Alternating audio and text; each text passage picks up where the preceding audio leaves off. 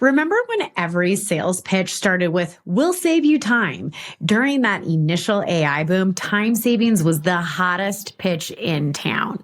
Everyone wanted to automate their to-do list, reclaim their mornings, and live that 4-hour work week fantasy. But here's the hangover. Time got cheap. Buyers realized saving an hour didn't mean making $1. And now those same time efficiency pitches are landing with a thud. Today, we're diving into why the time pitch is dead and what the smartest sellers are replacing it with, a framework called value realization. Value realization isn't new. It's just finally non-negotiable. It's time for Rascal Wrap-Up, unfiltered truth, straight talk, no fluff. So why did the time pitch collapse? Well, let's get real here for a minute. Time used to feel like freedom. Then the economy changed. Buyers aren't drowning in tasks anymore. They're drowning in accountability. Boards want proof. Decision makers want payback periods. Investors want traction, not talk. So when we hear, "Save your team 10 hours a week," what they really hear is, "Cool. And what do I do with those 10 hours? Fire someone, cut costs, generate revenue?" The emotional meaning of time flipped. In 2019, time meant possibility. In 2025, time means risk and redundancy.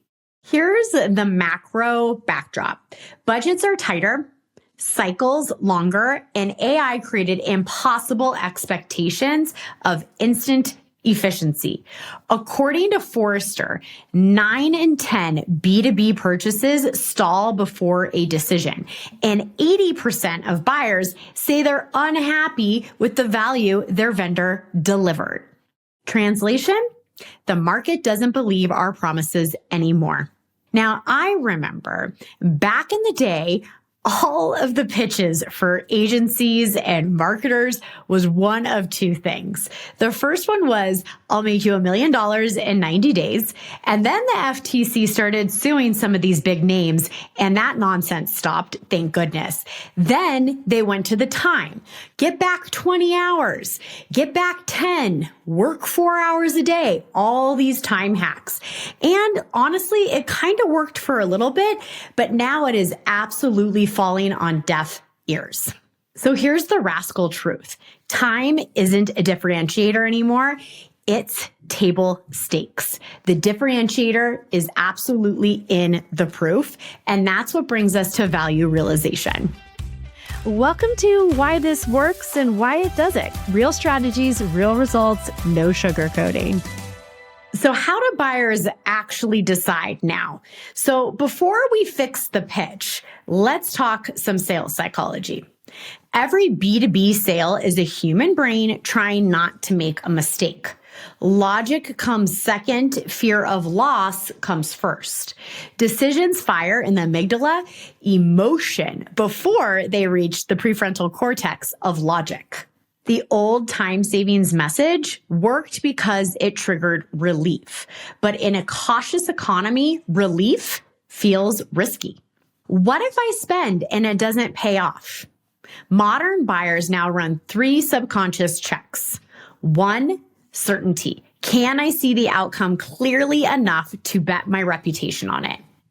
2, status. Will saying yes make me look smarter to my board or my team? 3, control. Can I defend this purchase later? Save time hits none of these. Value realization hits all 3 because it proves the payoff. Neuroscience calls this reward prediction confidence. When your pitch gives the buyer evidence of a win, they relax and they buy. So stop selling time and start selling proof. Isn't just a CRO rant, it's behavioral science. You're giving the buyer psychological safety wrapped in financial logic. All right, so now you know how their brain works. Let's rewrite the pitch. Now we're going to have some fun. I'm going to rewrite 5 pitches that started with a time pitch, and we're going to transform into something that people will actually buy. So pay attention and let's jump in. Number one, selling a CRM. Before, you would say, our CRM saves 10 hours a week on data entry, even though that would be a really bad pitch, but I had to give an example. And the after, our CRM recovers 15% of deals lost to pipeline blind spots, generating an additional $240,000 a year in revenue for your company. So why does this work? You connect a feature to a financial lever. Super simple, very powerful. And one thing that I'm going to talk about further down in this episode is that if you don't know how to rewrite these pitches and you're not sure what lever to pull, we're going to talk about that. So just go through this exercise with me, understanding the before and after approach, and then we'll break down how you can do it for your business and your pitches as well. Number two, finance automation. So before, you may say, this saves your accounting team time at the end of the month. Pretty weak and only time-based. And after, it cuts errors by 40% and saves $70,000 per quarter in decision delays. So why does this work? It ties efficiency to risk and cash flow. Number three, sales training. Before, you would say reps learn faster and hit quota sooner. Super vague, not compelling, difficult to sell sales training. And after, graduates see 23% larger deals and 17-day faster ramp. That can earn you an extra $380,000 in annual recurring revenue per rep. So why does this matter? We're focusing on revenue per rep to tie the value back to the investment in sales training.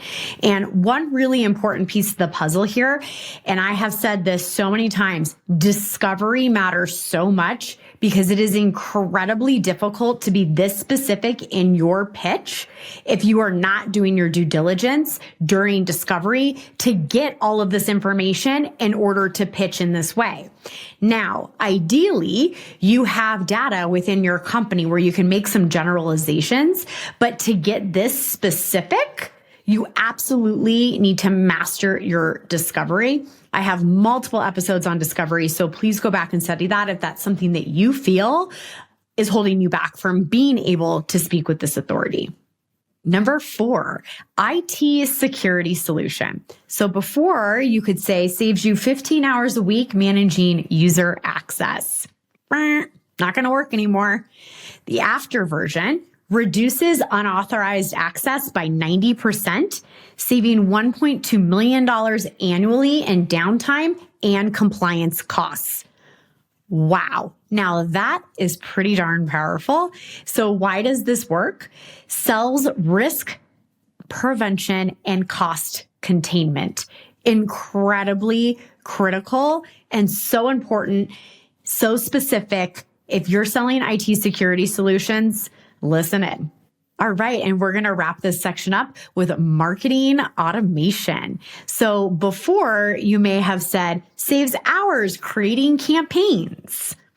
After, lifts qualified pipeline 22% in 90 days, generating $22,000 extra per $100,000 in ad spend. Extremely specific and so powerful, much easier to sell saying that. So why does it work? Well, it shows profit impact, not effort saved. These aren't just punchier lines, everyone. They're psychological shifts. You're moving the buyer's brain from effort to impact. And Databricks proved it. Win rates jumped from 8% to 55% after embedding value realization into the sales cycle. That's a 587% increase. So you realize it or you lose it. And this is the 90-day plan to use automation, RevOps, and customer success so that you can start to see this shift in your business as well. This is the deal. If your customer hasn't realized value, you haven't earned their next payment. Phase one is value must be predictable. Define the baseline, co-build an ROI model they believe in, sell certainty, not speed. Phase two, value must be proved. hold 30, 60, 90-day value reviews, compare the projected versus realized metrics, coach towards closing any gap. The phase 3 is value must be remembered. Send quarterly impact summaries, feed success stories to marketing and leadership, ask for referrals when ROI peaks, and this is how you will build that revenue machine. So the 90-day proof plan. Pick one measurable result, deliverable within 90 days. Document the before metric, track progress, and celebrate the proof. Turn that proof into renewal and expansion ammo. And this is how you turn customers into advocates, not just transactions. One thing I want to deep dive into this on, depending on the size of your company and who you're selling to. If I'm speaking to enterprise sellers and companies that are focusing on acquiring enterprise level customers and clients, what I just said hits the mark 100%. You have RevOps, you have customer success, you have someone leading.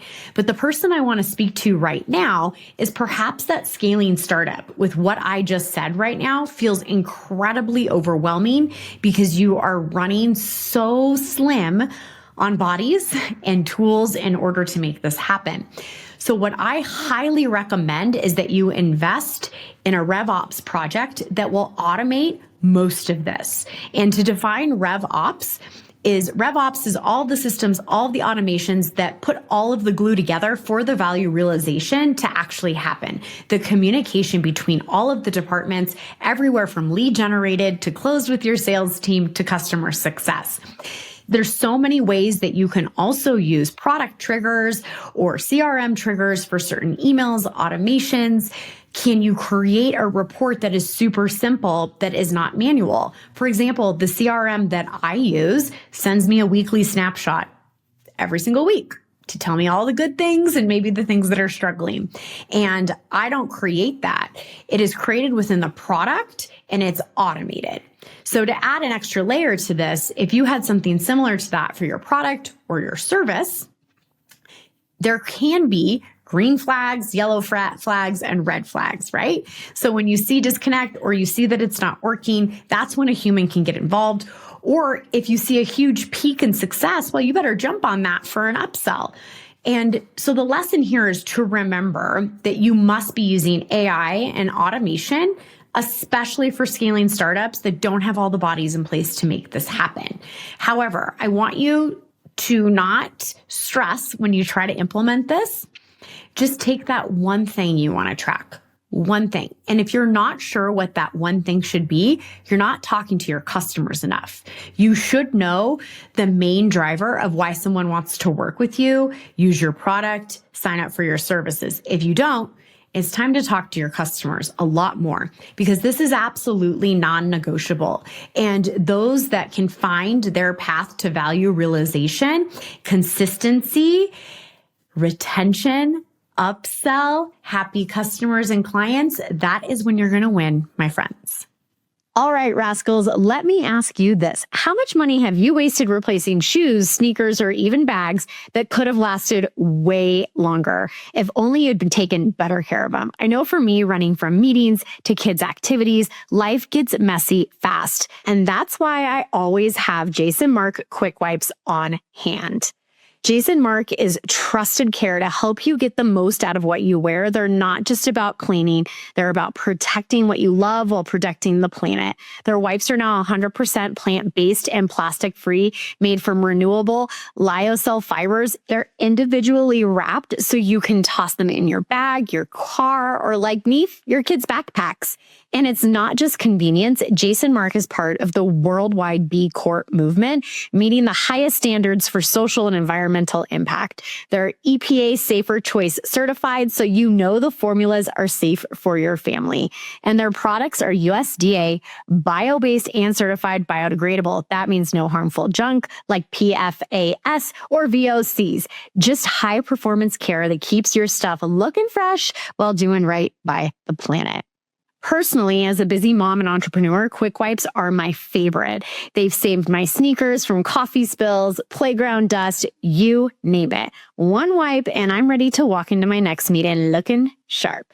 So here's the deal. Go to jasonmark.com and use promo code Revenue Rascals at checkout for 25% off your order. One time per customer. Again, that's jasonmark.com, code Revenue Rascals. And remember, this podcast is free thanks to sponsors like Jason Mark. I'm ungating sales strategies people pay me six figures for. So go support them, grab your quick wipes or your favorite product, and keep your kicks looking fresh. You're in the coaching corner where we stop talking and start taking action. Alrighty, here's our first question. And as a reminder, if you would like to be part of the coaching corner, just go to revenuerascals.com and fill out the form there, and you'll be invited to participate in live Q&As and submit your questions to the coaching corner. All right. So question number 1, how do I translate what my product does into the ROI you're speaking to? Well, great question. So first of all, my number 1 favorite way to do this is to pull out a whiteboard. I know I'm a whiteboard person and I absolutely love it. This is what you can do, the small exercise. Map every feature that you have in your product or service to a money lever. Make, save, or protect.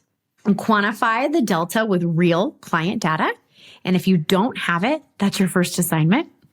Speak their math, not yours. And anchor the emotional payoff. You'll have numbers you can walk into the board meeting with. This is what really matters. Question number 2, what metrics prove value realization? All right, so we have a couple of ways we're going to break this down. We have our layer of ROI, our example metrics, and then why it matters. So our first layer is financial ROI. And example metrics, revenue growth, cost reduction, and margin expansion. So why does it matter? It speaks the CFO language, which is really mission critical because 99% of the time, you're going to have to get the CFO to sign off. So speak their language. But I also find like if you're not selling to enterprise, this goes straight to the brain of the CEO who's managing all cash flow. So this applies both to enterprise and to selling small and mid-size. And the next layer is operational ROI. Example metrics here are cycle time reduction and error decrease. So why does this matter? If you're going to scale, you need operational ROI. Non-negotiable. So this really triggers for companies who are in a scale phase. The third layer is emotional ROI. Some example metrics here are confidence, trust, employee satisfaction. Why this matters is it really helps in your retention and your referrals. And in this market right now, and quite frankly, in the foreseeable future, if you can't retain and you don't get referrals, it's going to be incredibly difficult for you to remain in business and to stay profitable. So this emotional ROI is incredibly important. So confidence, trust, employee satisfaction.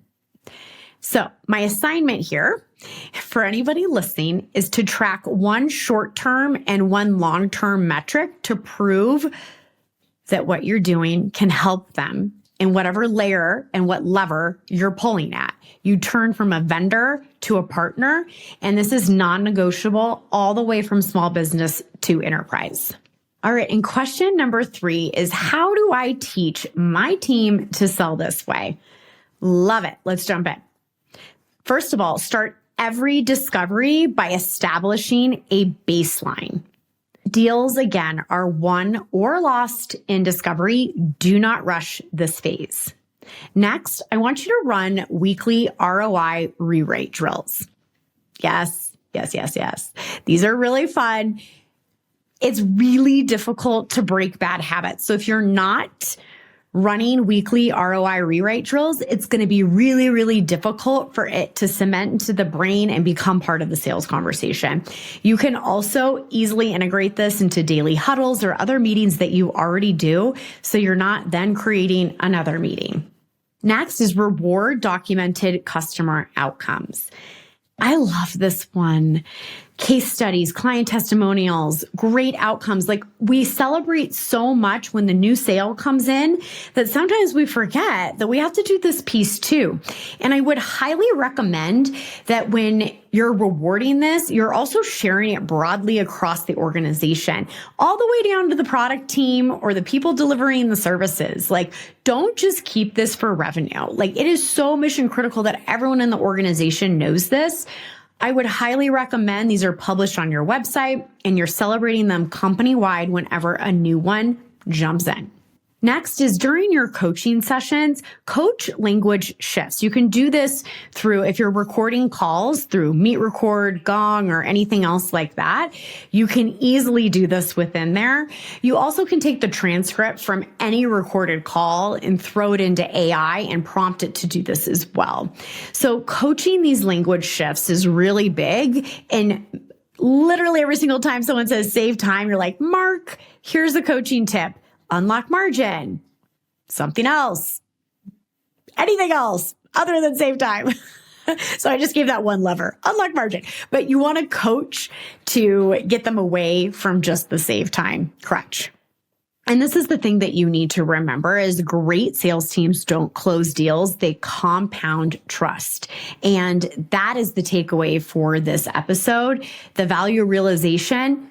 It's not just to close a deal. It's not just a transaction. It's the trust that you get in that initial sale that allows you to retain that customer, get referrals, upsell, expand, etc.